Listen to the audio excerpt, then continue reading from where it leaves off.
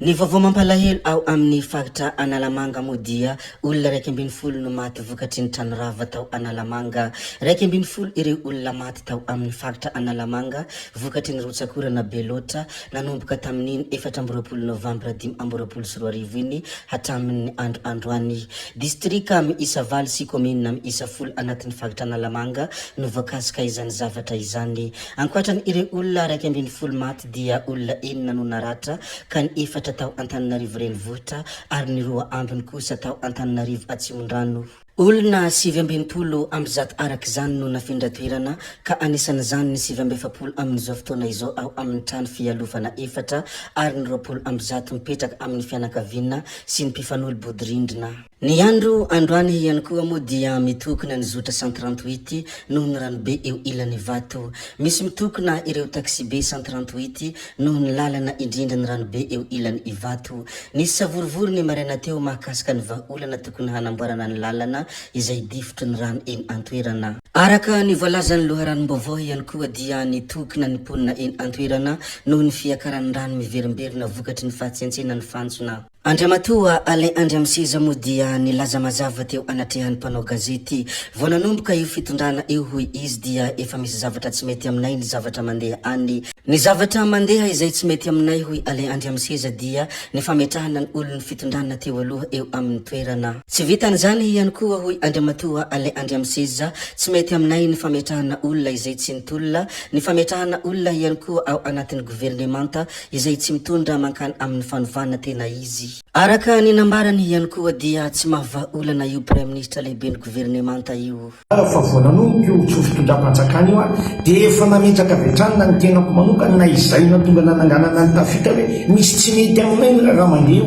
inona le raha mandeha dia ny fametrahana olona izay efa tany amin'ny fitondrana teo aloha, ny fametrahana olona izay tsy nitolona ary indrindrandrindra fametahana gouvernemanta sy heverina efa tsy maefa mama ny olona ny voaka malagasy ary tsy mitondratsika makany amin'ny fanovana tena izy.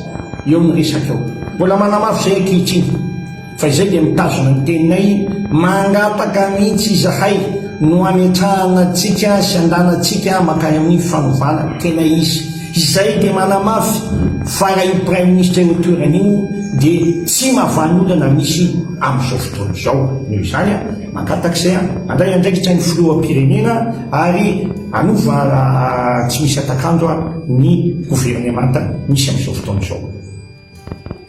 Antsiranana mila vola efa nigadina ao amin'ireny vovim-pagitra antsiranana ny filohan'ny fanavozana Colonel Mikael Randrenirina ka tonga ny tsena azy ny tompon'andraikitra ao anatin'ny fagitra izay notarehiny vipanina bora reglazy. Ary tazana ihany koa ireo solombavam-bahoaka maromaro izay nahitana Tokely Justin, Befitoto Angelin sy ny député Ambilobe ary ny député ny Antsiranana faharoa. Député ny Nosbe ihany koa dia tazana ary ny ben'ny tanàna ny Antanamitharana.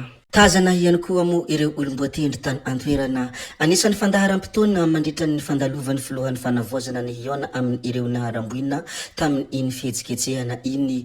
Hiresaka amin'ny vahoaka ao antoerana ihany koa, hijery ny fotodrafitrasa ao amin'ny plasy Kabary, hijery sy hanolotra fotodrafitrasa ao amin'ny université ny Antsiranana ary hitsidika ny orinasa Sekrena. Amin'izao fitsidiam-pagitra ny filohan'ny fanavozana Colonel Mikael Randrenirina izao moa dia ao anatin'ny hamehana ara-pahasalamana misy eto amin'ny firenena izay vanim-potoana fisinivalana aretina Mpox na ny andrandrajako izao dia nanolotra fitaovam-pitsaboana ho an'ny fagitra Diana ny fitondram-panjakana izay nitrony ny ministry ny fahasalamam-bahoaka Ramatoa Dr Moni Ramanana. Araka izay efa nolazaintsika teo moa dia tsy manana eritreritra hanongam-panjakana i Alain Andriamseza satria izy sy ny vondrona tarihiny no isan'ny nametraka ny fitondrana ankehitriny. Fikasana hitarika korontana hanongam-panjakana no antony nisamborana any Andriamatoa Alain Andriamseza ny andro ny aliny 3 Desambra 2024 voatsela moa izy no navototra fa nitazomina tany fiadanana. Voalazany ihany koa fa nisy ny fionany tamin'ny filohan'ny fanavozana Andriamatoa Colonel Mikael